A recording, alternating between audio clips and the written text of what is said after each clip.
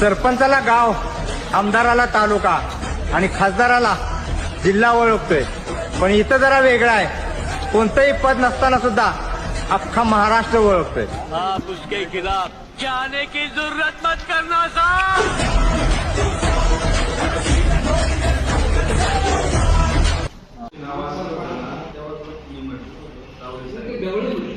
मला श्रीरामपूरचे ढवळे आहे ते बोलत आहे आणि माझ्या लक्षात नाही आलं तर माणूस पाहिल्यासारखं वाटतं आणि ते आमची जुनी तशी जोडीदार आहे अकोल्याला बी होतं 10-12 वर्षापूर्वी त्यावेळेला ते एकदम नवीन तरुण कळतात अजूनही तरुणच आहे मग आपल्याला जबाबदारी वाटते. काय चाललं राहायला कुठे सुरुवात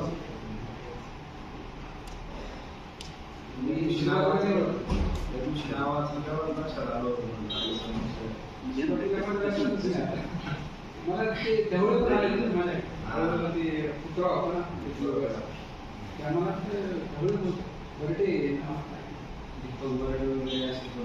बर्डे भरपूर ते ढवळे आले त्या दिवशी ढवळे आहे बर्डे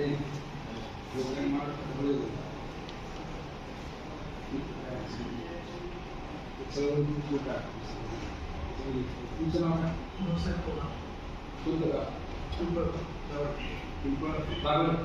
बरं तुम्ही तिकडेच राहता तुमचं नाव काय नांदगाव आडनाव काय दळवी प्रॉपर नांदगाव तालुका बरं गाव कुठे गिरनार तुमचं सिन्नर कोणतं गाव मरळ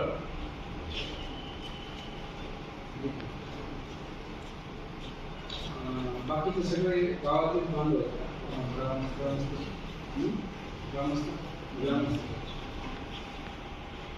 आता विषय असा आहे याच्या बाबतीत बैठक आपण गावामध्ये घेतली त्या गावात वाद थोडा शांती त्याला दुसरं पण एक कारण होतं त्या आल्या त्या तुम्ही सरपंच होतच त्याच्या आयुष्यात त्या 65 वर्षांनी आपण तर गावामध्ये एक प्रकारचं सामाजिक सौख्य ऐक्य किंवा एकीपणाची जी भावना आहे तिला कुठेतरी तडा गेलेला आहे.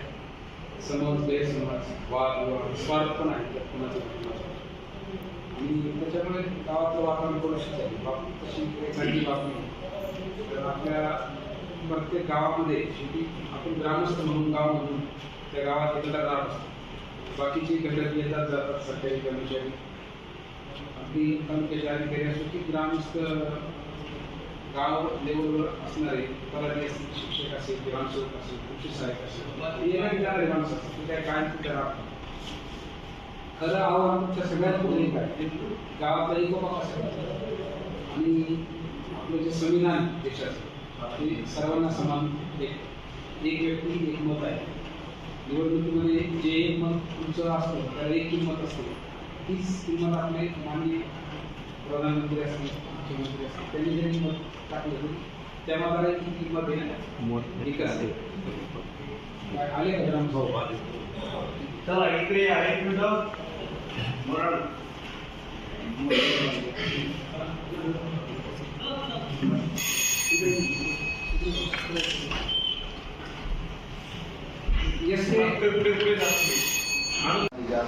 परिस्थिती आता वर्षापासून त्या संदर्भात ते ग्रामस्थ असतील किंवा याच्या आमच्या व्यतिरिक्त काही आदिवासी सामाजिक संघटना असतील त्यांनी वारंवार हे प्रश्न त्या संदर्भात ठेवलेले की ज्या पद्धतीने कारवाई व्हायला पाहिजे होती त्या पद्धतीने ती काही कार्यवाही झाली नाही. तर याच्या अगोदर पण मला वाटतं गावामध्ये पण बैठक पार पडली आणि ग्रामपंचायतचे जे काही कर्मचारी असतील किंवा पंचायत समितीचे काही TPO असतील ते काही घंट्यावर प्रत्यक्ष पाहणी करून आले. महत्त्वाचा विषय सुरू कुठून झाला आहे सगळ्या गावात वादाला तुमच्या कांदा चाळीचं जे अतिक्रमण होतं त्या अतिक्रमण निष्कासित करण्यासाठी जी काही ग्रामपंचायतीने नोटीस काढली ही ग्रामपंचायतीने नोटीस काढली त्याचं कारण असं होतं तर त्या ठिकाणी जो काही प्रश्न होता त्या गावामध्ये जी आमची त्याची अडचण आहे ग्रामस्थांना नव्हत्या अनुसूचित जाती. तर तिथली जी सरपंच होत्या ते आदिवासी होत्या त्यांनी त्या प्रश्नाला उचलून धरला आणि त्यांनी ते नोटीस काढली. नंतर त्यांच्यावरती तिथली काही कारवाई झाली त्याच्यामध्ये आम्ही काही पडत नाही कारण ती पण न्यायालयीन प्रक्रिया पेंडिंग प्रक्रिया. मूळ विषय साहेब आमचा असा आहे की माझ्याशी आपण बोलताना सांगत होते की किंवा वकील सांगताना आलं की त्याचं घर का पाडायला गेले मला तू सांगून घाण वगैरे झाली त्या घाणींवर त्या गोष्टी वगैरे तयार होतात आणि त्या गोष्टी आणि त्यांचे जमिनीची जागा घोषित केली म्हणून त्याची घर पडले असा त्याचा विषय होता. आमचा विषय आमच्या त्या ग्रामस्थांवरती काही आरोप असं आम्ही म्हणत नाही किंवा आता जी काही न्यायालयीन प्रक्रिया पेंडिंग आहे त्याच्यामध्ये पण आम्ही घुसत नाही. तुमचा प्रश्न तुमच्या पण लक्षात आला असेल की दुर्गंधीचे किंवा जे आरोपावर विपरीत परिणाम होतात त्याला धरून आम्ही आपल्याकडे लावून आम्ही आग्रही त्याबद्दल आम्ही आपल्या प्रश्न सर सुरुवातीला म्हणते की गावठाण ही जी आहे गावठाण जे असतं हे गावठाण फक्त कायदेशीर प्रक्रियेनुसार निवासी प्रयोजन असतं किंवा त्याच्यावरती जास्तीत जास्त जे गोदाम बनवलं जातं धान्य साठवणीची गोदाम आणि याच्या व्यतिरिक्त कोल्ड स्टोरेज बनवलं जाऊ शकतं फक्त गावठाणात. याच्या पलीकडे कुठलेही किंवा त्याच्या एखादं शेतकरी असेल त्याच्या गाया वगैरे 5 गायांच्या पुढं असेल तर त्याच्यामध्ये शेतात न्यायचं असतं 5 गायांपर्यंत तिथं ठेवू शकतो. म्हणजे असे 10-5 मुद्दे आहेत का ज्याच्यासाठी गावठाण विस्तारीकरण किंवा गावठाणाची तरतूद आपल्याकडे असते. परंतु इथं प्रक्रिया कुठं सुरू झाली आता समजा 2000 आपल्याकडे 2001ला यांच्या नोंदी घेतलेल्या आहेत बरोबर ना कांदा चाळीच्या नोंदी यांच्याकडे 2000 इथलं घेणे. मुळात आपल्या महाराष्ट्र ग्रामपंचायत अधिनियम जो आहे त्या महाराष्ट्र ग्रामपंचायत अधिनियमामध्ये कर फी शुल्क बरोबर नियम 1967 होता. त्या नियम 1967 प्रक्रिया अशी होती की गावठाणामध्ये जे कोणी स्ट्रक्चर बनवतो ती ग्रामपंचायतीची पूर्व परवानगी घेऊन आणि ज्याला ग्रामपंचायतीची एनओसी दिल्यानंतरच त्यावेळेस यांनी ती प्रक्रिया पूर्ण झाली. त्यानंतर आपण ती ग्रामपंचायत असेसमेंट नंबर 8ला त्या नोंदी घेत होतो यांची. कारण गावठाणामध्ये जे काही स्ट्रक्चर बनलं त्याची नोंद फक्त असेसमेंट नंबर 8वरच घेतली जाते. परंतु प्रश्न असा होता का त्या 1967च्या नियमामध्ये ही प्रक्रियाच नाही. अतिक्रमण प्रक्रिया ही नोंदवली गेली पाहिजे बरोबर.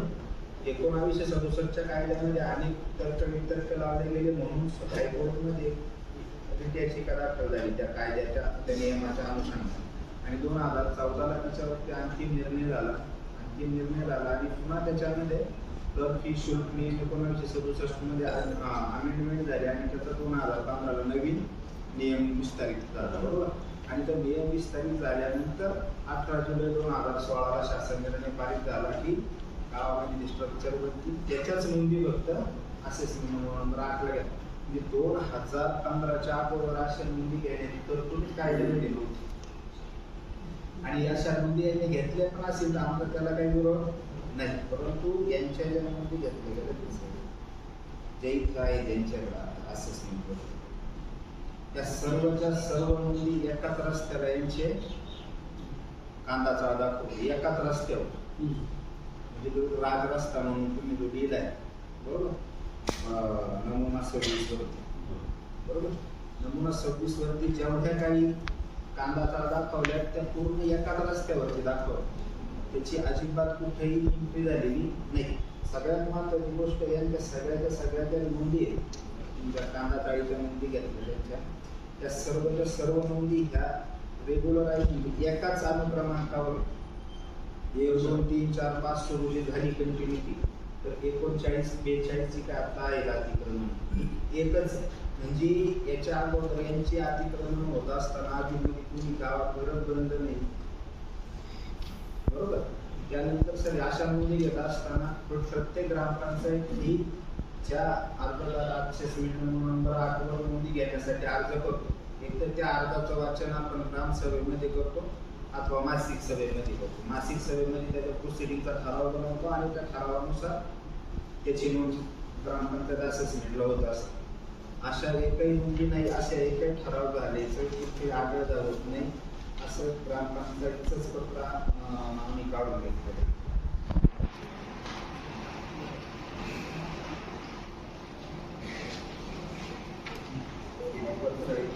याच्यामध्ये पत्र आहे. तर त्याच्यामध्ये स्पष्टपणे लिहिलेले आहे यांच्या नोंदी घेत असताना याच्याबाबतची दिलेली अर्ज अथवा त्याच्यावर झालेली प्रोसिडिंग याची कुठली कागदपत्री अथवा याची कुठली कागद ग्रामपंचायत उपलब्ध नाही.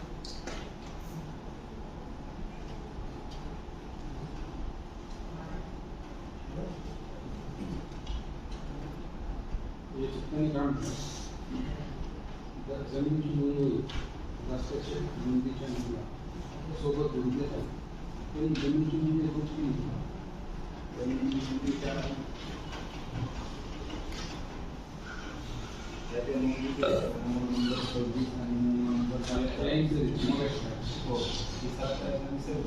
त्याच्यामध्ये जर कांदा गाडीच्या नोंदी त्याची एक सुद्धा आमची कांदा तो नंबर आपण नोंदवावी असा एक पण अर्ज त्या अर्ज झालेली एक पण प्रोसिडिंग आता प्रोसिडिंग उपलब्ध नाही आणि अर्ज कार्यालयात जमा असला पाहिजे अर्ज पण एक पण जमा नाही.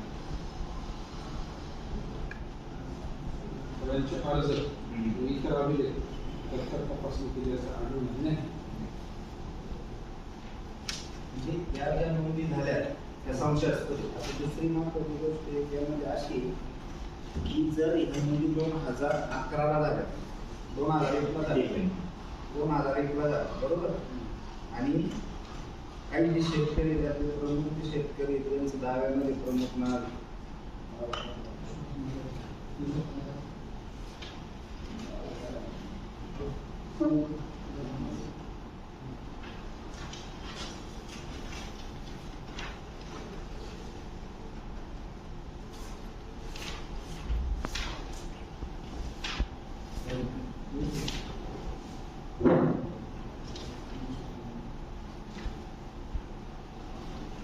जर सगळ्यांच्या नोंदी किंवा यांची कांदा चाळ 2000 नोंदवली किंवा ती कांदा चाळ 2001 ला असली बरोबर तर मग यांची कांदा चाळ स्वतः सिद्ध करतात की राष्ट्रीय कृषी विकास योजनेअंतर्गत सन 2010-2011 महाराष्ट्र राज्य कृषी पणन मंडळ पुणे यांची मार्फत अनुदानित कांदा चाळ शेतकऱ्याचे नाव विश्वासराव माधवराव पाटील गाव मोराणी तालुका सातारा जिल्हा नाशिक गट क्रमांक 9 त्यांच्या प्रायव्हेट जमिनीमध्ये त्यांनी बांधले बरोबर.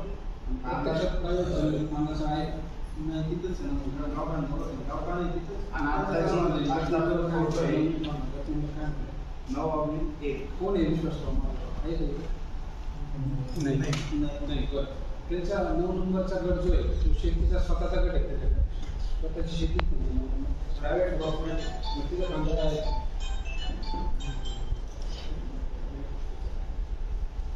आणि हे गावठाणातल्या कांदा काढी लावलेल्या त्याच्यावर पण नंबर 9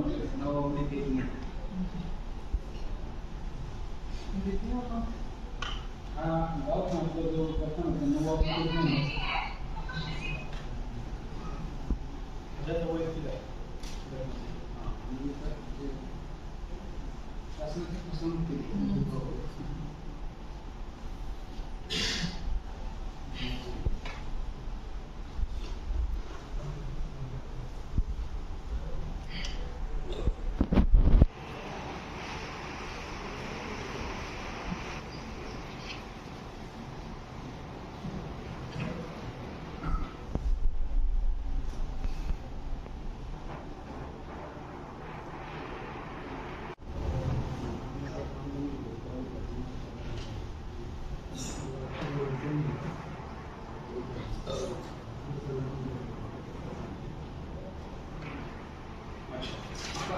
हा फोटो ज्यांनी घेतला तो गावात त्याच्यावर होतो. आता जी कांदा नाशिकची आहे ती गावठाणामध्येच म्हणजे अनुदान देण्यासाठी कारण अनुदान हे पर्सनल प्रॉपर्टीवर दिलं जातं कांदा काढण्यासाठी कारण त्याची जी काही पणनची जी पणन महामंडळ असतं ते कांदा साठवण्यासाठी शेतात त्याची हे करून देतं अनुदान. आता जर यांना शेतात अनुदान मिळालं होतं यांनी कांदा गावठाणात बांधायचं काही कारणच नव्हतं कारण यांनी ती कांदा काढली जे अनुदान मिळायचं होतं ते अनुदान मिळवण्यासाठीच जो अर्ज करा आणि त्या अनुदानातून यांना पूर्ण कांदा चाळ प्राप्त झाली. ऑलरेडी ती कांदा चाळ यांनी सरकारी स्वतःच्या जमिनीनं बांधली सरकारी जमिनी बांधली म्हणजे कसं आहे, कांदाचा अगोदर बनवली किंवा अनुदान तरी अगोदर प्राप्त झाले. दोन्हीपैकी यांनी स्पष्टीकरण द्यावं लागून कोणता मुद्दा अगोदर झाला. 10 वर्ष अगोदर कांदा चालू झाली का 10 वर्षानंतर कांदा चालू, आणि 2010 जर त्याची कांदा चालू बनवून झाली असते बरोबर, तर ते अनुदान प्राप्त करण्यासाठी त्यांनी त्याचे फोटो शेतात दिले असते आणि त्याचा अर्ज शेतात बनवून तर त्याचा अर्ज सुद्धा, कारण ग्रामपंचायतची आपली गावठाण बनते किंवा ग्रामपंचायतची जी काही कार्यक्षेत्र असतं किंवा त्याची हद्द असते तुमच्या ग्रामपंचायतच्या कलम 4 खाली स्पष्ट केलेली आहे. जी महसूल हद्द असते तीच ग्रामपंचायतची हद्द असते, गावठाण नाही. संपूर्ण ग्रामपंचायत कार्यक्षेत्र, कारण आपण प्रायव्हेट प्रॉपर्टीमध्ये घर बांधला असेल तरी त्याच्याकडून असेसमेंट घेतो जाऊन बरोबर. म्हणजे इथं या व्यक्तीने शासनाची परिपूर्ण फसवणूक केलेली.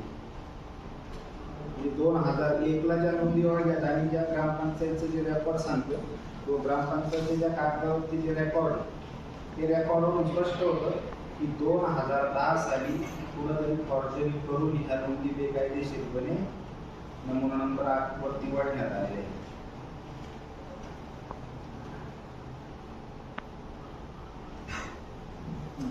म्हणजे इथं जो मेन या दाव्यातला जो काही मेन दावेदार तो हाच विश्वास महत्वाचा. आणि ह्याच व्यक्तीने आता कोर्टाने काय सांगितलं की आम्ही 85 सालापासून माझं अतिक्रमण किंवा माझं हे त्या ठिकाणी आहे. आता सर आपल्याला पण माहिती की महाराष्ट्र महसूल कायद्याच्या कलम 2 आणि त्याचा पोटकलम 22 खाली गावठाणाची व्याख्या केली, किंवा आपल्याकडे जर गेलं तर आपल्याकडे गावठाण विस्ताराचे तत्व म्हणजे ग्रामपंचायतचा कायदा, गावठाण विस्ताराचे तत्व आणि इमारतीचे नियम 1967च्या खाली गावठाणाची तरतूद केली आणि त्या तरतुदीमध्ये ऑलरेडी या अशा अतिक्रमणांना पुढे चान्स दिला हे ते करतायत. हे जे करतायत ते बेकायदेशीर सगळ्या गोष्टी करतायत. परंतु याच्या व्यतिरिक्त सुद्धा आणखी एक विषय सर, याच्यामध्ये जेवढे काही लोक आता कांदाचा आहे त्यातले कसे नाही दिला आता निष्कासित केलं, अविश्वास करावा. तसंच या लोकांची ज्यांच्या आता 39-40 लोकांचं ज्यांचं अतिक्रमण आता कांद्याचं 40 आहे ना, यातलेच लोक आता ग्रामपंचायतीमध्ये सदस्य आणि हे मोठ्या अभिमानाने सांगतात की आमचं अतिक्रमण. आता आमचं असं ज्यावेळेस या शासनावरती का क्लेम झाला अतिक्रमण एन्फोर्समेंट करण्याबाबत बरोबर, शासनाला देखील धरले गेले, तर त्यावेळेस या अतिक्रमण झालं त्याच्यामध्ये पदावर ग्रामपंचायत पदावरती आणि यांनी नामनिर्देशन पत्र सोडत असताना अजिबात करून सांगितलेलं नाही का आमचं या जागेवरती अतिक्रमण आहे बरोबर. आता जसं ही महिलेवरती कारवाई होऊ शकते तसे शासनाने आमचं असं म्हणणं आहे की आता समोटून ग्रामपंचायतचा जो कलम 14 जर कलम 3 त्या खाली सोमोटो यांच्यावरती दावे चालवण्यांना पदावरून निष्कासित करून ते अतिक्रमण आपोआप सुप्रीम कोर्टाच्या आदेशाप्रमाणे आपोआप निष्कासित होतो. ग्राउंड लेवलवरती कलम 14 जर 3 खाली ज्याचं अतिक्रमण असेल त्याला दिवाणी न्यायालयामध्ये जाऊन ते रेग्युलराईज करून मागण्याचा अधिकार प्राप्त झालेला आहे.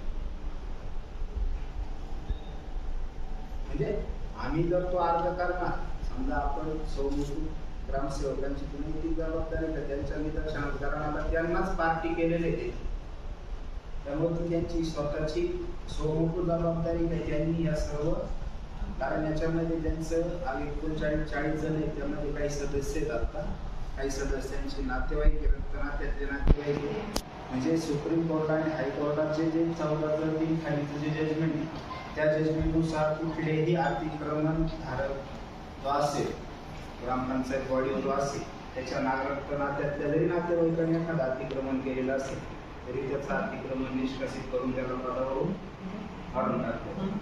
ही झाली सर दुसरी प्रक्रिया. म्हणजे तिसरी प्रक्रिया अशी आहे का यातलं जे काही सांगतात की 2021 अतिक्रमण त्यांची जी काही कांदा चाळी होती आता एक सिद्ध झालेले एक अतिक्रमण फॉर्जरी होती किंवा ती चुकीच्या पद्धतीने यांनी ग्रामपंचायतवर नाव नोंदवून घेतले बरोबर. आता या लोकांना हे पण माहिती दिलं यांच्याकडे जे काही अतिक्रमणाचा जी काही नंबर 8 घेऊन जात आहे 2001च्या अतिक्रमणाच्या ऑलरेडी आपल्याकडे लिमिटेशन ऍक्ट 1963 आहे. त्याच्यामध्ये सरकारी जमीन कमीत कमी अतिक्रमण हे 35 वर्ष निरंतर पाहिजे इथं ते नाही होते. इथं विषय काय होतोय का शासनाला वेठीस धरून कुठंतरी आणि आम्ही जे आपल्यापर्यंत आलोय ना याचं एक कारण आहे का सिव्हिल प्रोसिजर कोड 1908 खाली या जे लोक आले त्याच्यावरती या एका व्यक्तीनं आमच्यावरती दावा केलेला आणि तो आम्हाला पार्टी पण केलेलं नाही. त्यामुळे हे जे समजा स्टेटस को वगैरे सांगता येईल तो आमच्या बांधणीवर होते. म्हणून आम्ही आलो नाही तर आम्ही जर यात बांधलेला असतो या प्रक्रियेला आपल्याकडे कोर्टाचा अवमान करण्याचा प्रयत्न केला नसता. तसंही इथं जे होत असेल हे जरी तुमच्या स्टेटस को असतात तरी सुद्धा तुम्ही माझ्याकडे आला असेल तरी ते चुकीचं नव्हतं. बरोबर तुम्ही शांतताने मारलेलंच मांडण्यासाठी तुम्ही तिथं फायदा हातात नाही की माझं जे न्याय आहे किंवा वरून म्हणून किंवा पंच म्हणून आम्हाला फक्त एक तुमचं म्हणणं कायदेशीर सामाजिक मांडण्यासाठी ते काय तसं काही अडचणी ते काही विषय बरोबर सर. याच्यातरी आणखी एक आमचं म्हणणं असं होतं की ज्या नोंदी आता ऑलरेडी 2001ला घेतल्या त्यावेळेस या एका प्रकरणावरून सिद्ध होते का त्यावेळेस या कांदापातीत अस्तित्वात कधी नव्हती. परंतु अस्तित्वात नसल्याच्या अगोदर ती 10 वर्ष अगोदर नोंदवली. ती नोंदवत असताना त्या संदर्भातला एक पण अर्ज त्याच्यावरती दिलेला नाही. तो अर्ज किंवा ह्या 40 लोकांचे जे काही अर्ज काही आले असतील नाव नोंदणी करण्यासाठी तर हे नाव नोंदणी करत असताना या लोकांनी अर्ज दिल्याशिवाय ग्रामपंचायत आज पण घरकुल जरी असेल तरी घरकुलाची नोंद घरकुल पूर्ण झाल्यानंतर सुद्धा त्याची नोंद ओढताना तरी मासिक सर्व्हिस प्रोसिडिंग मध्येच घेतलं जातं. त्यांनी ठरावाला मान्यता दिली तरच ती लिहिली जाते आणि त्या उतार्यावर मासिक मीटिंग ठराव क्रमांक XYZ असं टाकूनच त्या माणसाच्या हातात करा दिला जातो. आज 41 लोकांची त्या ठिकाणी अतिक्रमण आहेत आणि 41 लोकांचा एक पण अर्ज ग्रामपंचायतीला प्राप्त नाही किंवा 41 प्रकरणावर आजपर्यंत प्रोसिडिंगच झालेली नाही. ही सगळी जी प्रक्रिया झाली ही सगळी फौजदारी पात्र प्रक्रिया आणि हे लोक जे कोर्टात गेले ही दिवाणी प्रक्रिया. त्यामुळं आमची असे मागणी आहे असं म्हणतो की त्या कार्यालयाच्या जे प्रमुख असतील आणि ग्रामसेवक असतील मॅडम असतील यांनी या प्रकरणाची रितसर आता फौजदारी चौकशी सुरू कारण याच्यामध्ये प्रक्रिया फार कमी होती.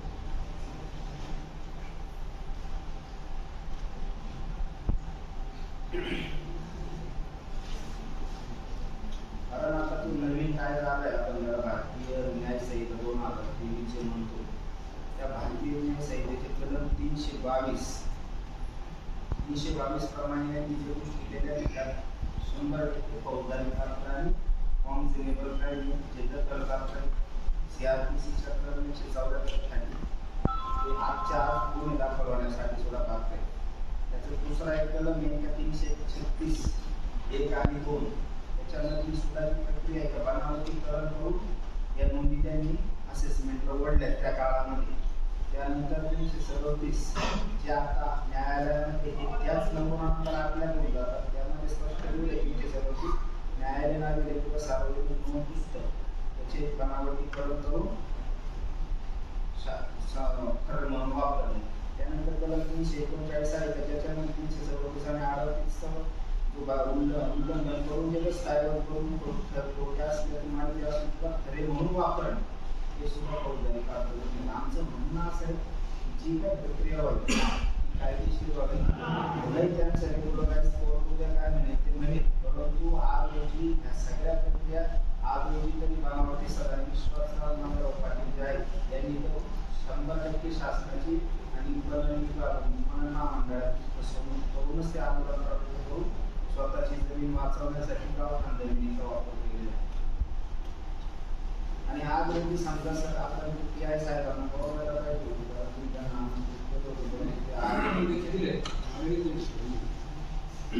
त्यामध्ये विषय असा होता की आज रोजी लोकांना उपद्रव होतो त्रास होतो म्हणून ती प्राथमिक गोष्ट जाता कोणाकडे संबंधित पोलीस प्रशासन आणि पोलीस प्रशासनाकडे जात असताना ती एक साधी सोपी गोष्ट होती की जे मुंबई पोलीस अधिकारी जो आहे तर मुंबई पोलीस अधिकाऱ्याच्या खाली सुद्धा कलम 152 असते.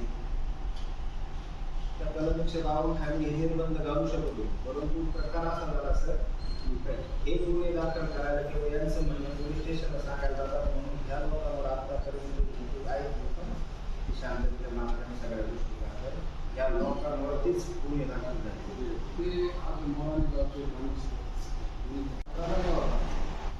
ह्या गोष्टी करण्यापेक्षा त्यांनी इंटरेस्ट यात दाखवला की ते येतात त्यांच्यावरती गुन्हे दाखल त्यांच्यावरती आणि रात्री अपरात्री जाऊन जे फोन करतो ना पोलीस प्रशासनाची तरतूद असेल की एखाद्या व्यक्तीला कलम 66 असेल की एखाद्या व्यक्तीची अंगघातली घ्यायची असेल किंवा अटक करायची असेल तरी त्याला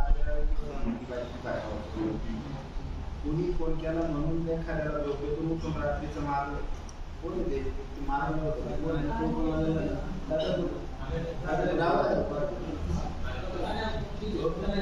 त्याला मारलं आणि सांगितलं काय जातं काम करायचं तर तुम्हाला सगळ्यांना आरोपी बनवायला मला जे आपण आपण ज्यांच्याकडे न्याय मागायला जातो त्यांनी जर चुकीच्या पद्धतीने म्हणजे कुठंतरी हा शांत सल्ला त्याला कुठंतरी उलट या प्रशासनाने शांततेची भूमिका घेतली गावात आपण मार्ग काढून आणि सर तुमच्या हे पण लक्षात आलं असेल आम्ही जसं आलोय तसे आम्ही आपल्याकडे फक्त शांततेची भूमिका की आम्हाला गावामध्ये किंवा थोडं गर्दी करू नका. दरवाजातली गर्दी कमी करा. सामाजिक दरवाजातली गर्दी कमी करा थोडीशी. म्हणजे हवा पण येईल. सामाजिक तेढ निर्माण होणे किंवा कायदा आणि सुव्यवस्थेचा प्रश्न निर्माण होणे म्हणून आम्ही या भूमिका आता हे इकडं आपण आपल्याकडे यायच्या मला माहिती होतं आणि या सगळ्यांना दाखल केलं असतं किंवा त्यानंतर आता समजा आमच्या आरोग्याला धोका निर्माण होते तर धोका निर्माण होते म्हणून सुद्धा मी पोलिसात जाऊन जो आता PNS नवीन आला कायदा त्यामध्ये कलम 272 आणि 280 शिवाय त्याच्यावरती आम्ही आत्ताच दाखल करायची मागणी केली. परंतु ती भूमिका आजही आमची नाही कारण तरुण समाजाला आम्हाला ते नको कारण गावात आम्ही तसे तुम्ही मागायचे बोलले काय ठिकाणी तसे आम्ही पण लांबून येणार आहे कुठेतरी शिकून आम्ही निघून गेलो तर आयुष्य तुम्ही लोकांना तर गावात राहायचं आम्ही तर काय राहायचं ही भूमिका ठेवून आम्ही त्या लोकांना समजा ही प्रक्रिया असेल कारण याच्या अगोदर पण या लोकांना सांगितलं गेलं होतं कांदा कांदा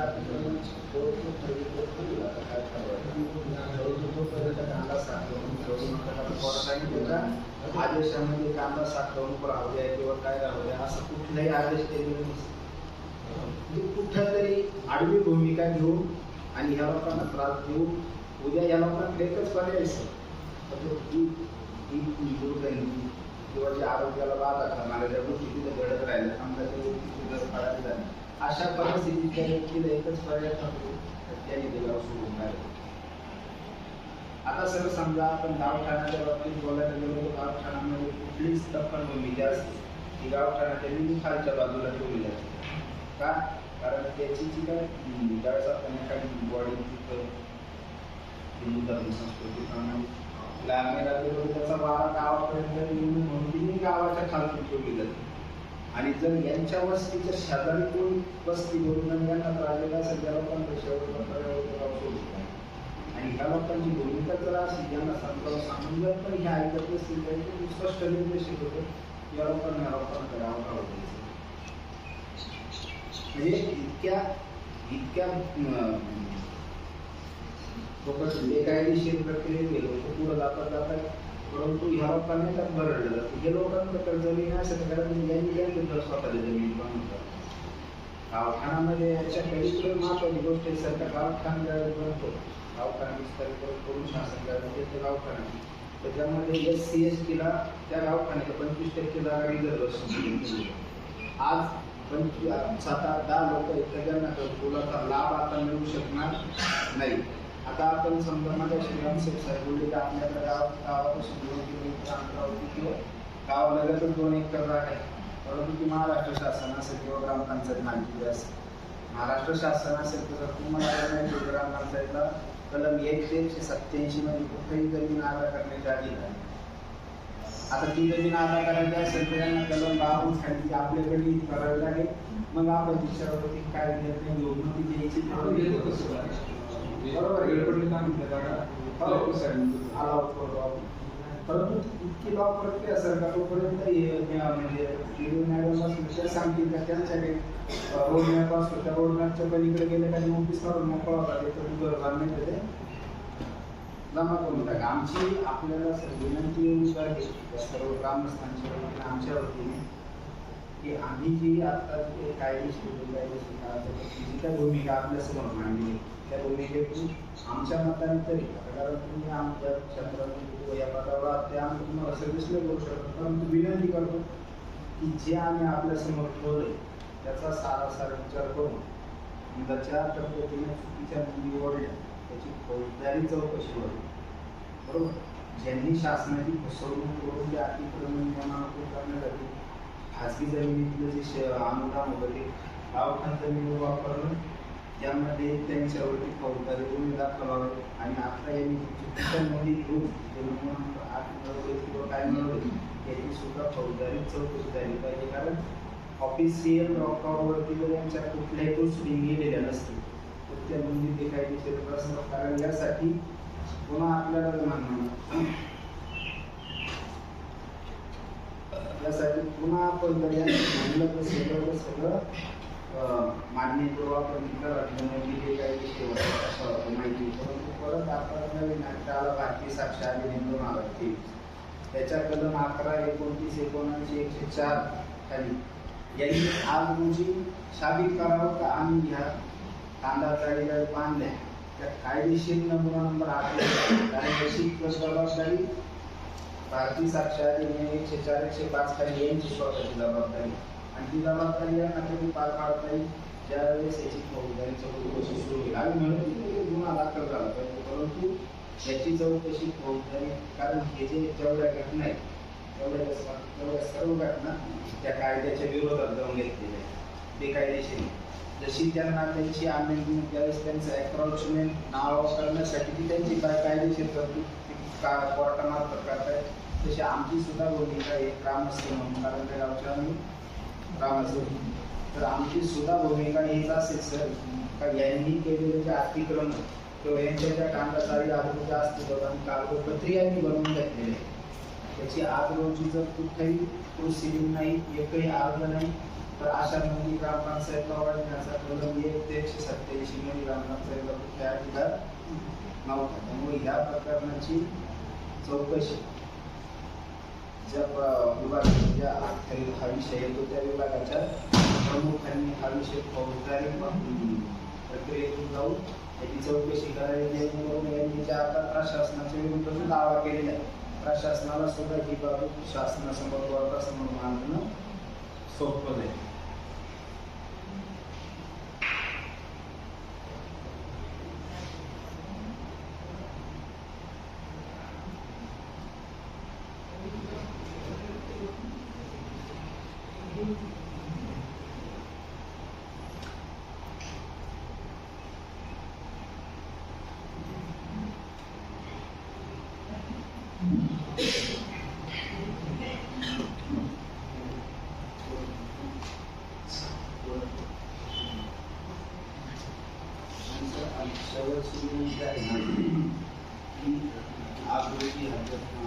आदिवासी समाज असेल आदिवासी ग्रामस्थ जे काय असतील ज्याला अधिकारांचं असेल ते त्यांना या कांदाचाळीच्या दुर्गंधीचा अथवा त्याच्या ज्या काही प्रादुर्भावाचा जो काही त्रास होतो त्या त्रासाला एक सगळी प्रक्रिया पूर्ण होईपर्यंत भारतीय नागरिक सुरक्षा संहिता 2023 अन्वये सार्वजनिक उपद्रव दूर करण्यासाठी व सशर्त आदेश आपण दोन्हीही पार्ट्यांना आदेशित करावा आणि या अगोदर पण असा आदेशांना झालेला आहे. हे बोलणं म्हणजे त्यांना कांदा साठवून करायला निर्बंध आहे परंतु सुद्धा कारण त्याच्यामध्ये नाही तो बी सांगितलं रेकॉर्डिंग पण आहे आमच्याकडे पहिलीची बैठक झाली त्यावेळेस तर आमची मान्य या सशर्त आदेश 152 कालपत्र सशर्त आदेश लागू करावा याचा दोन्ही नाही जो काही उपद्रव होतो किंवा सार्वजनिक त्रास होतो तो ही सगळी प्रक्रिया पूर्ण होईपर्यंत बंद करा.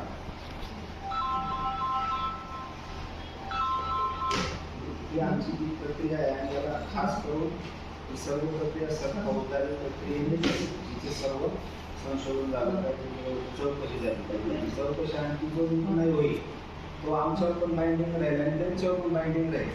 जर त्यांनी त्यांची पुरावे सिद्ध केली, यांच्या अतिक्रमण चाळीच्या नियमानुसार करण्यासाठी कायदेशीर प्रक्रिया राबवावी असेल तर आमचं त्यांच्याबद्दल काही मत नाही. बरोबर ना ग्रामस्थ? रोजी तोपर्यंत जर सगळे कायदा आणि सुरक्षेचा प्रश्न निर्माण दाट शक्यता आमची वास्तव ऐकून घेतलं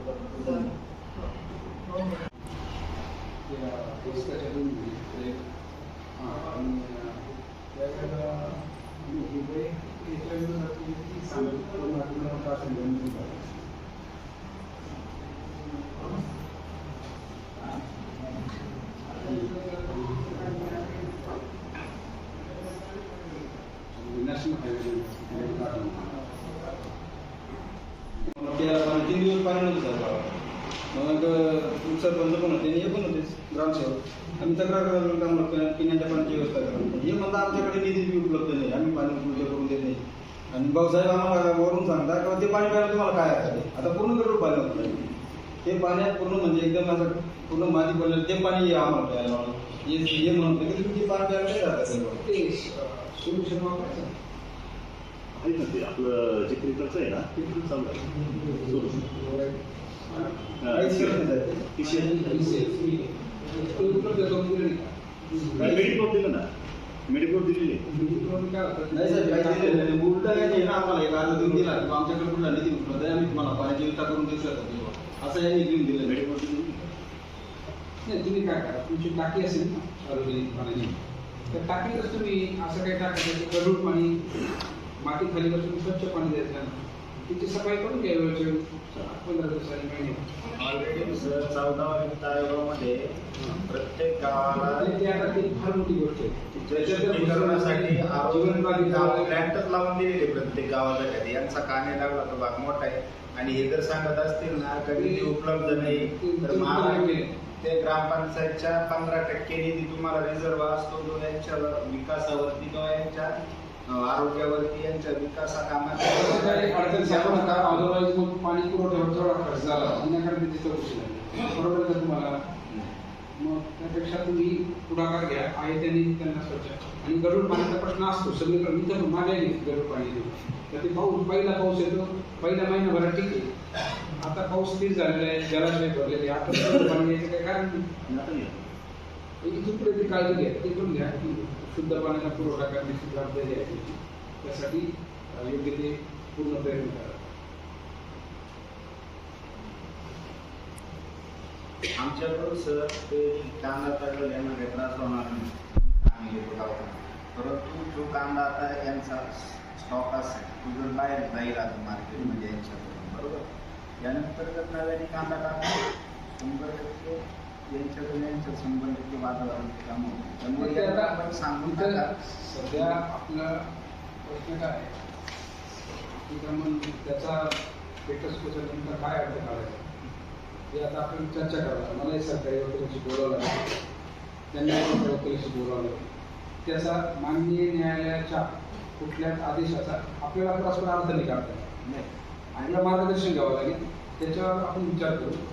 आपल्याने सर आता ऑलरेडी आम्ही जी आता आपल्याकडे जी प्रक्रिया मांडली कायदेशीर याचं जो स्थानिक प्राधिकरण म्हणून ते पंचायत समितीकडे विषय यांनी त्याच्यावरती वेगवेगळी ती पावलं उचलली नाही. ह्या सर्व ग्रामस्थांना जे आता या गावाला त्यामध्ये ते ग्रामस्थ ऑलरेडी थर्ड पार्टी होऊन जाते. त्याचा त्रास ऑलरेडी पुन्हा प्रशासनावर येणार, बरोबर. म्हणून आमचं काय सांगणं होतं की आत्ताची जी सिच्युएशन तिथं दोन्ही बाजूने सामाजिक दृष्टिकोन ध्यानात ठेवून जर हँडल करा, जे काही पुढची जी काही कोर्टाची जी प्रक्रिया ठरेल ती दोन्ही नाही मान्य करावं लागेल. एक स्वयं त्या बाजूने होती मान्य करावं लागेल आणि कोर्टाच्या आदेशाचा कोणी अवमान नाही करू. परंतु सामाजिक भान जपून आणि त्यासाठी काय करावं लागेल, तुम्हाला गाव पातळीवर तुम्हाला पुढाकार घेऊन कसा लागेल दोन्ही बाजूच्या लोकांना. याच्यात काही वर्गजमिनी करा आणि त्याला पुढाकार तुम्हाला घ्यावा लागेल. जर इच्छा असेल तर की काय बळजबरीची बाब नाही, सामंजस्य करण्यासाठी तुम्हाला तुम्ही बळजबरी करू शकता. तर तुमच्या स्वेच्छेने आलेला प्रश्न आहे. एका पक्षाकडून जर प्रस्ताव आला असेल तर मान्य करायचं नाही तर हे इथून पुढे असं चालत राहणार. आणि एक लक्षात घ्या की आज त्यांनी मांडलेले प्रश्न तर व्हॅलिड होते की जर तुम्ही 30 कांदा चाळ दाखवत आहे खाजगी म्हणून तर ती पण शासनाची फसवणूक आहे की नाही फसवणूक. मग त्याच्यावर परत त्या विभागाने चौकशी सुरू करायची. अशा चौकशा जर सुरू केल्या तर आपला आयुष्य चौकशांमध्ये निघून जाईल. आज ही काढली उद्या तुम्ही काढायला आणखी तिसऱ्याची गोष्टी तरी निघेल. तसं करण्यापेक्षा गावच्या पातळीवरच्या ज्या गोष्टी त्या जर तुम्ही सामंजस्याने अजूनही सोडू शकला तर माननीय न्यायालयाचा वेळ वाचेल, आमचाही वेळ वाचेल. गावामध्ये विधायक काम वगैरे राहतील आणि व्हॅल्यू मुद्दे असूनही त्यांनी शांततेत मांडले ना, बरोबर की त्यांनी अशी काही आग्रहाची किंवा दुराग्रहाची भूमिका काही घेतलेली नाही. त्यांनी त्या गोष्टी टाकून दिल्या या चुकीच्या आहेत, या सोडायला नाही तरी पण झालेले आहे. आणि मग ह्या अशाच पद्धतीने पेटत राहिल्या तर मग या पद्धतीने कुठच्या सगळ्या गोष्टी बाहेर निघतील. आणि त्यातून काय दोन समाजात ते अजूनच वाढत आहे. ते काही होणार आहे का? ते असं वाढणं परवडणार आहे का गावाला? हा विचार 4 प्रकारे केला पाहिजे. आणि ते त्याचं म्हणणं नाही ना असं की आज ते सगळ्यांना आखून द्या, पण तुम्ही त्यांची झाडाझडती त्यांनाही गाव सोडावं लागेल. तिथपर्यंत यायची काय वेळ, तिथपर्यंत आणायची गरज काय? एवढा साधा काय ठरवलं तर अवघड गोष्ट आहे, सुटू शकते. तुम्ही जर ठरवलं नाही सोडायची तर मग ती कुजर सडेल पेटेल आणि त्याच्यातून काही निष्पन्न होणार नाही. वाईटच निष्पन्न, चांगलं काही निष्पन्न होणार. एवढे सगळे बांधव आहेत, हे सगळे बहुतांश लोक हे कामगार वर्गातले लोक इथं आले. त्याचा 1 दिवसाचा रोज गेला, महिला आल्या, मुलं आले, त्याला काय हौस म्हणून आले का? हे आपण संवेदनशीलपणे विचार केला पाहिजे. मी असं म्हणते कायदा दिला तुम्हाला माहिती, मला माहिती बरं का बाबा. त्यामुळं संवेदनशीलपणे विचार करायचा की काय करता येईल, चांगला मार्ग कसा काढता येईल. तसं अजूनही वेळ दिली नाही. कानून घालण्यात काही अर्थ नाही. बरोबर हेच म्हणणं आहे. बरोबर असा विषय बोला.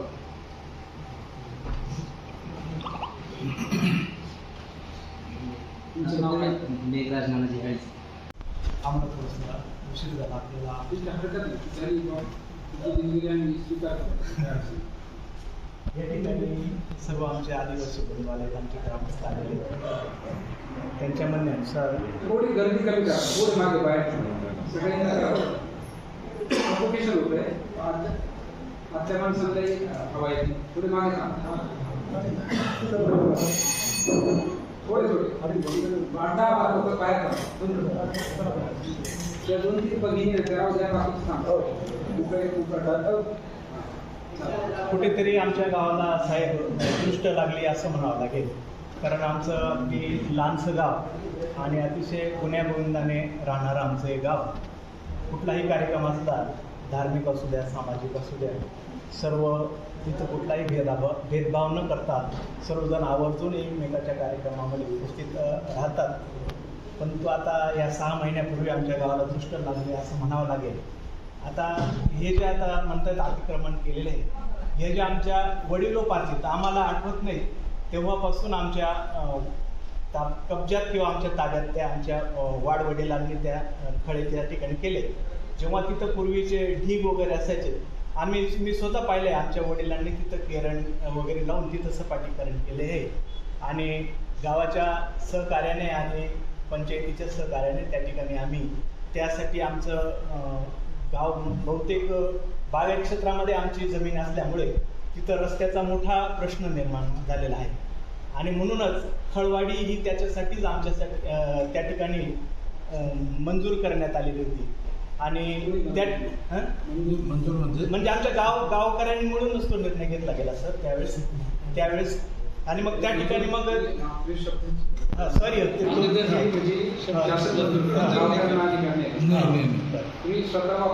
वापर सुरू केला. आज त्या निमित्त त्या ठिकाणी आम्ही मग ते आमच्या धान्याची मळणी करायची, तिथं जनावरांचा चारा साठायचा. जनावरांसाठी आम्ही गोटी पण तयार केलेले आहेत, चाळी पण त्या ठिकाणी तयार केलेली आहे. आणि हे आज आदिवासी बांधव म्हणताय की आज आम्हाला त्रास होतो आणि या 2001 पासून त्रास नव्हता कसा आहे म्हणजे कुठंतरी मग निमित्त झालंय असं आम्हाला म्हणावं लागेल. कारण हे आमचे पण ग्रामस्थ त्या ठिकाणी राहतातच ना.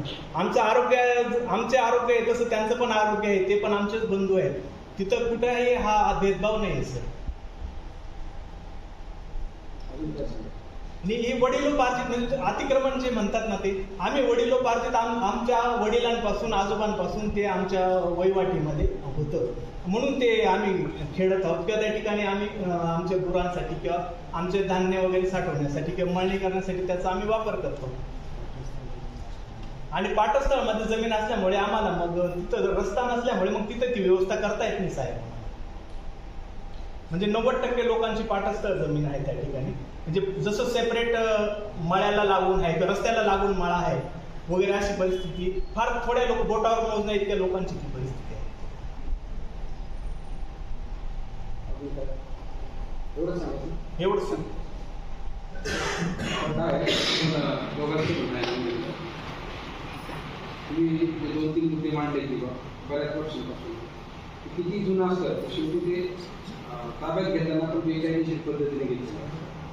नंतर तुम्ही त्याचं 2001 साली लावलं. ते नाव लावताना काही अर्ज केले जात ते तुमची नावं कशी काय लागली? अर्जाने लागली की ग्रामसेवकाने परस्पर लावली? परस्पर नाही लावलं. मग अर्ज तुमचा सापडत नाही असं लिखित येते. तुमचा कुठलाही अर्ज सापडत नाही की बाबा आमची नावं लावा. आणि नंबर 2 काय, तुम्हीच सांगतात की जुन्या गोविंदाने गोष्ट लावली. ती गोष्ट लावायला काय आम्ही बाहेरचं तर माणसं नाही आहोत. तुमच्यामुळेच झालं ना ते. तुमच्यामुळे म्हणजे गावातल्या लोकांना तुमच्यामुळे त्यामुळे पहिली गोष्ट तर अशी आहे की